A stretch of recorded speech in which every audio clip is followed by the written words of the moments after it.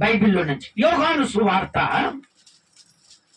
చదువు నాన్న. యోహాను సువార్త 20వ అధ్యాయములో 13వ వచనములో దేవుడు మాట్లాడుతున్నాడు.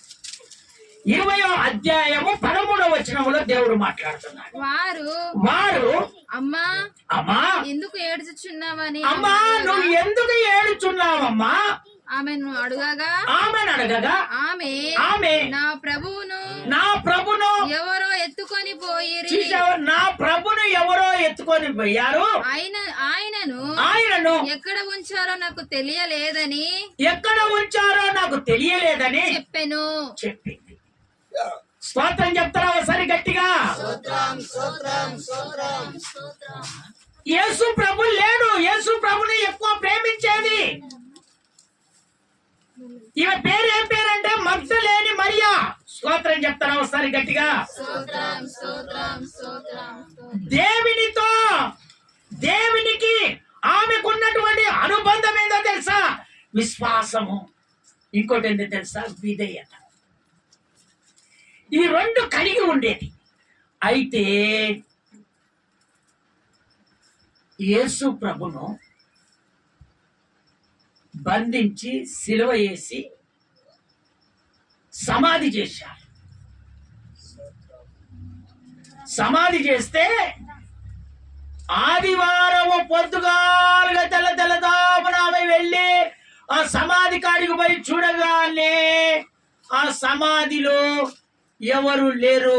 గుడ్డలు తీసి పక్కకున్నాయి.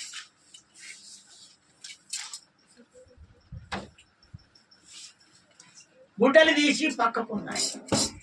ఆమె బయటికి వచ్చి రాధనతో బాధతో, అయ్యా నా కొరకు సిలువ వేయబడ్డావయ్యా, నా కొరకు మేకులు కొట్టబడ్డావయ్యా,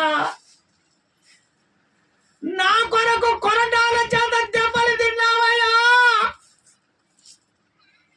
నన్ను వదిలిపెట్టి వెళ్ళిపోయావా యేసయ్యా, నీ రక్తము గాయాల చేతనే నాకు స్వస్థత కలిగిందయ్యా. కొమ్మిలి కొమ్మిలి కొమ్మిలి కొమ్మిలి కొమ్మిలి కొమ్మిలి కొమ్మిలి ఏడుస్తుంటే దేవుడు ఆ మాట చదువుతావా నాన్న? ఆ 14వ వచ్చిన ఒకసారి చదివి వినిపిస్తావా నాన్న? ఆమె ఈ మాట చెప్పి వెనుక తట్టు తిరిగి యేసు నిలిచి ఉండుట చూచెను గాని ఆయన యేసు అని గుర్తుపట్టలేదు. నా ప్రభు ఎక్కడికి పోతాడమ్మా? నువ్వు ఆయనతో ప్రేమ కలిగి అనుబంధం కలిగి నువ్వు ఉంటే ఆయన ఎక్కడికి వెళ్తాడమ్మా? ఆయన ఎక్కడికి వెళ్ళాడు. దేవుని బిడ్డలారా, మీరు అనుకుంటున్నారేమో ఎంతగానో దేవుడు ప్రేమించాను నా అప్పులు తీరట్లేదని నువ్వు అనుకుంటున్నావేమో. ఎంతగానో దేవుని ప్రేమిస్తున్నాను, నా బాధలు తొలగిపోతలేమని నువ్వు అనుకుంటున్నావేమో. ఎంతగానో ప్రార్థన చేస్తున్నాను, ఎంతగానో విధేయత కలిగి జీవిస్తున్నాను, నేను ఒక ఇల్లు కట్టలేదని నువ్వు అనుకోవచ్చు. నేను ఎంతగానో దేవుని ప్రేమిస్తున్నాను, ఎంతగానో ఎన్నో చేస్తున్నా గాని దేవుని దగ్గర నిన్ను మేలు పొందుకోలేకపోతున్నానని నువ్వు అనుకోవచ్చు. అందుకే నా ప్రభు అంటున్నాడు, విశ్వాసాన్ని పక్కకు పెట్టావేమో, విధేయతను నువ్వు పక్కకు పెట్టావు. ఇప్పుడే వెళ్ళి వెంటనే నువ్వు ఏం చేయాలంటే నీ జీవితాన్ని మలుచుకోవాలి. నీ జీవితాన్ని నువ్వు మలుచుకుంటే ఆయన చూడు పక్కనే నిల్చున్నాడట. స్తోత్రం చెప్తారా ఒకసారి గట్టిగా? ఆయన నీ పక్కనే ఉన్నాడు. ఆయన నా ప్రభు నీ పక్కనే ఉన్నాడు. ఆయన నీకు అవుపడట్లేదు కానీ ఆయన నీ పక్కనే ఉన్నాడు. అందుకనే నువ్వు ప్రార్థన చేసి విశ్వాసముతో విధేయత కలిగి నువ్వు కన్నీరు గార్చి నువ్వు ప్రార్థన చేస్తే ప్రభు నీకు అవుపడును గాక. ఆమెకు అవుపడిన దేవుడు నీకెందుకు అవుపడడు? నీ బాధలు ఎందుకు కలిగాడు? ఆ నుంచి కిందికి ఒక మాట చదువున్నాను. ఆ నుంచి కిందికి ఒక మాట చదువు. యేసు అమ్మా ఎందుకు ఏడ్చుచున్నావా? ఎంత జాలి కలిగిన దేవుడమ్మా, ఎంత ప్రేమ కలిగిన దేవుడమ్మా. మనుషులు ఇదిగో ఆ ప్రేమను చెడగొడతారమ్మా. ఇదిగో ప్రేమికులారా, నా దేవుని నీ హృదయంలో చేర్చుకో. నీ హృదయములో నా దేవుని చేర్చుకో, ఆయన సమస్తము నీకు అనుకూలపరుస్తాడు. మళ్ళీ రిపీట్ చేయాలి.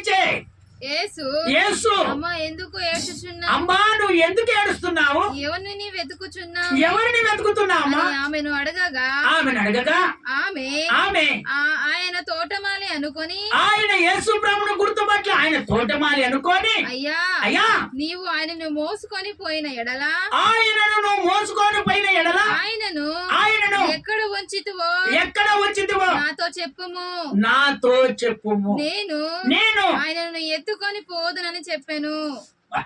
ఎంత ప్రేమ కలిగిందమ్మా, చూసావా? ఒక్కరు పోలేదమ్మా, అందరు ప్రేమించిన వాళ్ళే, కానీ ఒక్కరు పోలే. మన దగ్గర ఉన్నటువంటి విశ్వాసులు ఏమనుకుంటారు? ఇవాళ ఆదివారం కదా, ఇవాళ వెళ్ళకపోతే ఏముంటుంది, కనువులు పోతాడు కదా.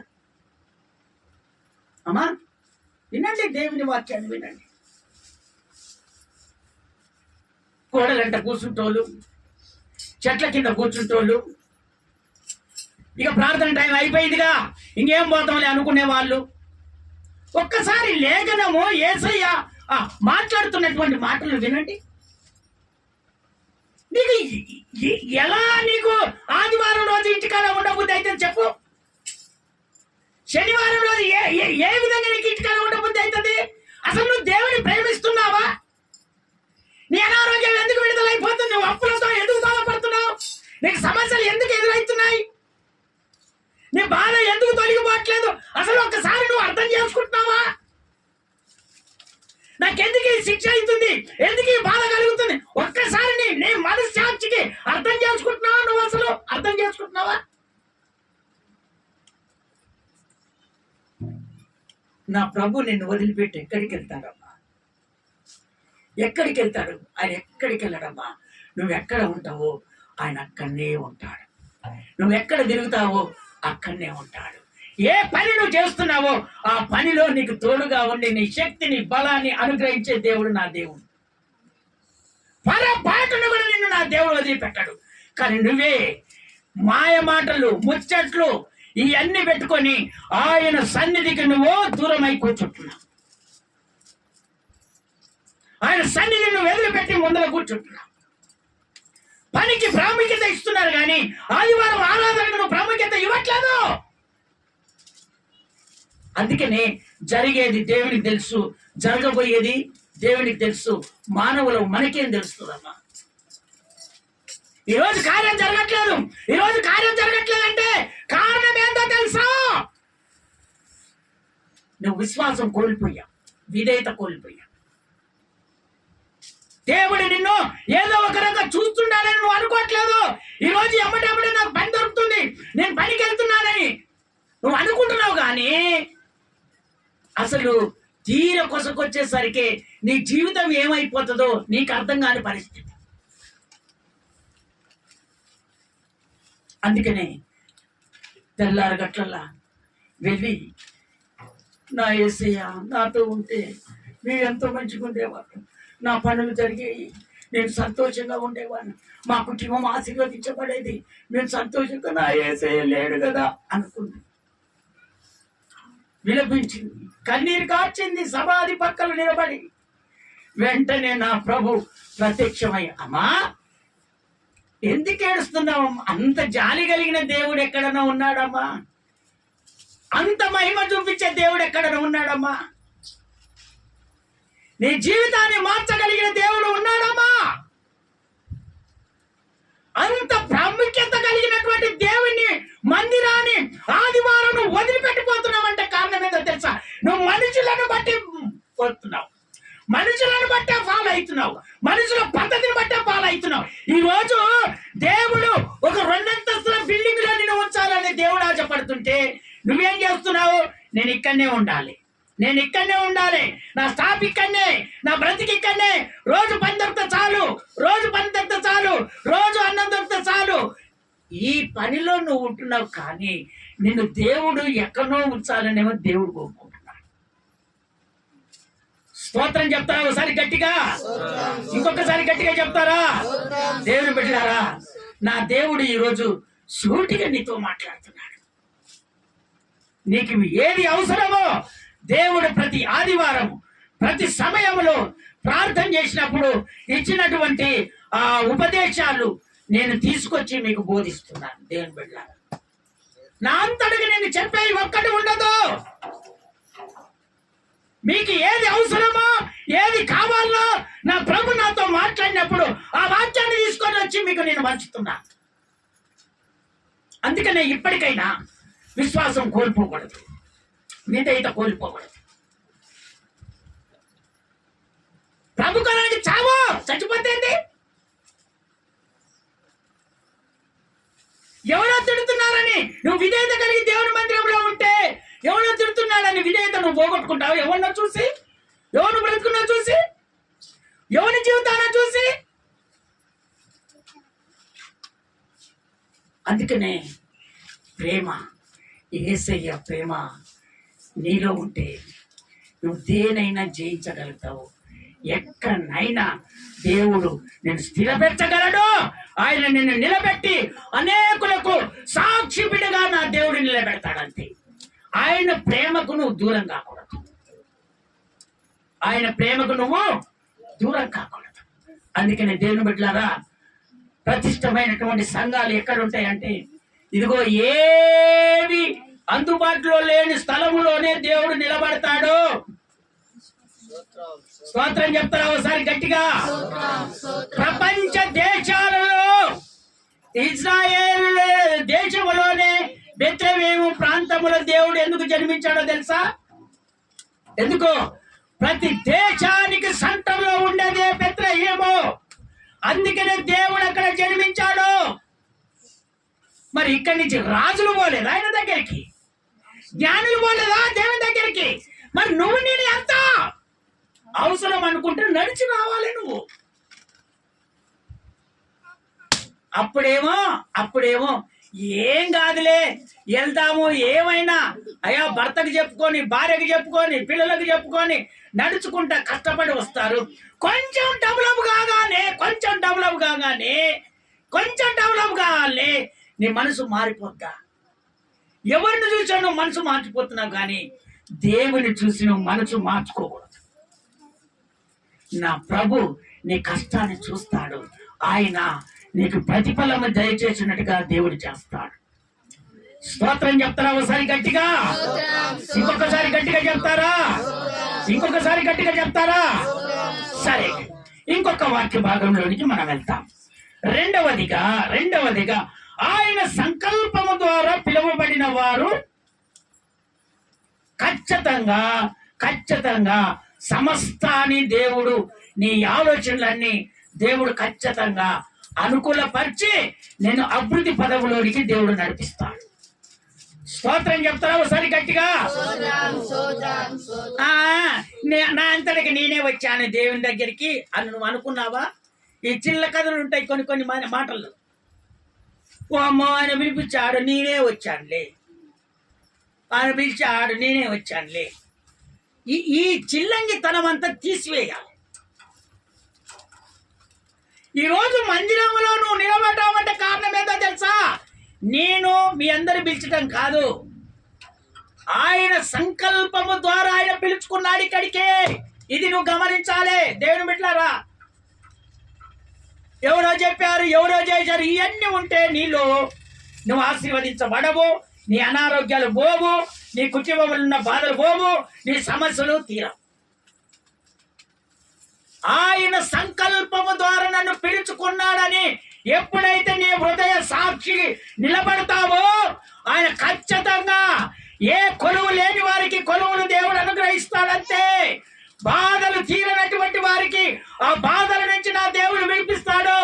సమస్యల చేత బాధపడుతున్నటువంటి వారికి ఆ సమస్యల నుంచి నా దేవుడు విడిపిస్తాడంతే. చదవండి దేవుని వాక్యంలోనికి మనం వెళ్తాము.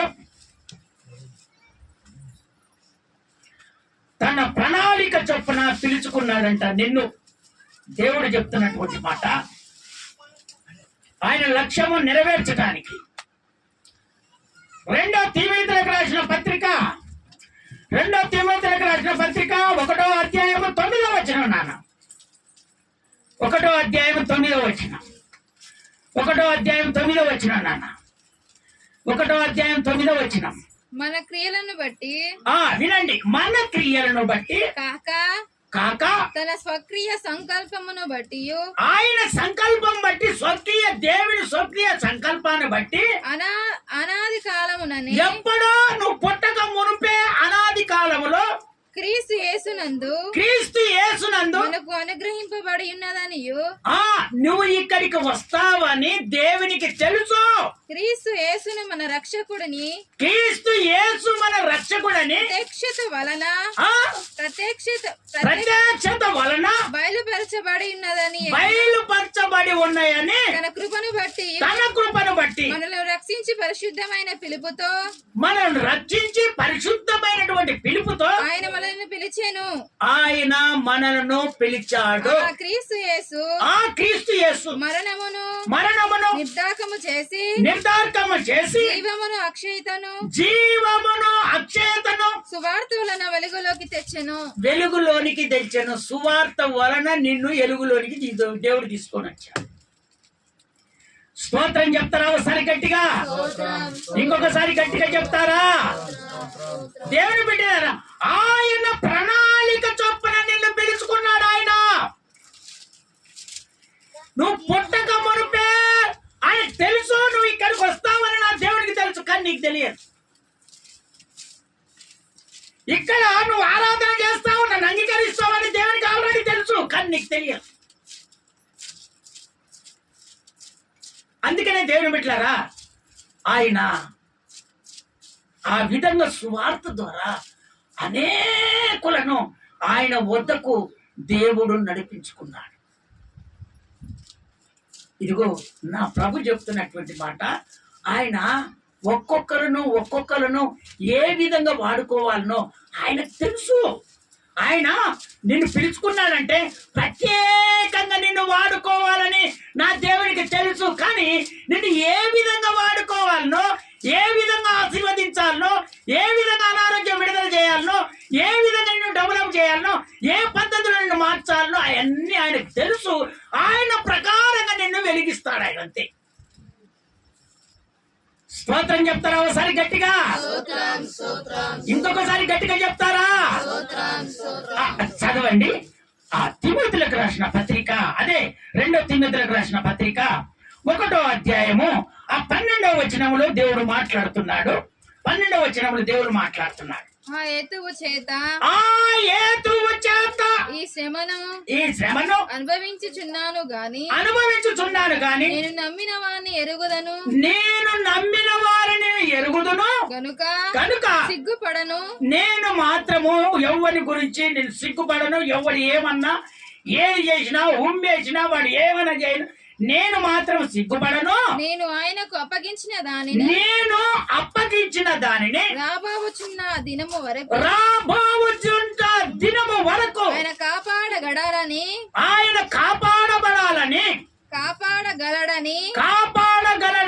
రుడిగా నమ్ముకొనుచున్నాను. నేను రుడిగా విశ్వసించి నమ్ముకుంటున్నాను అంటున్నాను. ఈ మాట ఎవరు చెప్తుండే తెలుసా? అపోస్తలుడైన పౌలు తిమోతికి చెప్తున్నటువంటి మాట. దేవుని బిడ్డలారా, సంఘానికి వివరించి దేవుడు నీతో మాట్లాడుతున్నాడు. ఎందుకో తెలుసా? నేను ఈ రోజు దేవుని కొరకు శ్రమ పడుతున్నానంటే కారణం ఏందో తెలుసా? ఆయన నన్ను కాపాడుతాడు, ఆయన నన్ను చక్కదిద్ది పెడతాడు, ఆయన అందరిలో ఒక గనునిగా నన్ను నిలబెడతాడు, ఆయన అందరిలో నన్ను ఒక స్థిరమైనటువంటి పునాది కలిగి నన్ను దేవుడు నిలబెడతాడు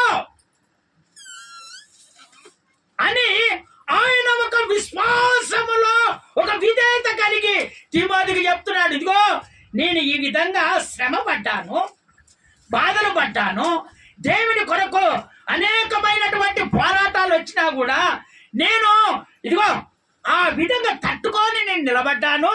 ఎందుకో తెలుసా? ఆయన నన్ను కాపాడుతాడని నేను అంగీకరించాను. ఈ శోధనల నుంచి విడిపిస్తాడు, బాధల నుంచి తొలగిస్తాడు, అనుకున్నవి జరిపిస్తాడనే నేను ఆ విధంగా సువార్త అందించి అనేకులను ప్రభు యొద్దకు తీసుకొచ్చానని చెప్తున్నాడు. అందుకనే యవనస్తుడైన తిమోతే, నా మాదిరిగా నువ్వు నిలబడాలి. సంగమా, నా మాదిరిగా మీరు నిలబడాలి. మీకు శ్రమలు వచ్చినంత మాత్రాన సంతోషం అనుకో, కానీ శ్రమను చూసి నువ్వు భయపడొద్దని నా దేవుడు మీతో మాట్లాడుతున్నాడు. శ్రమకు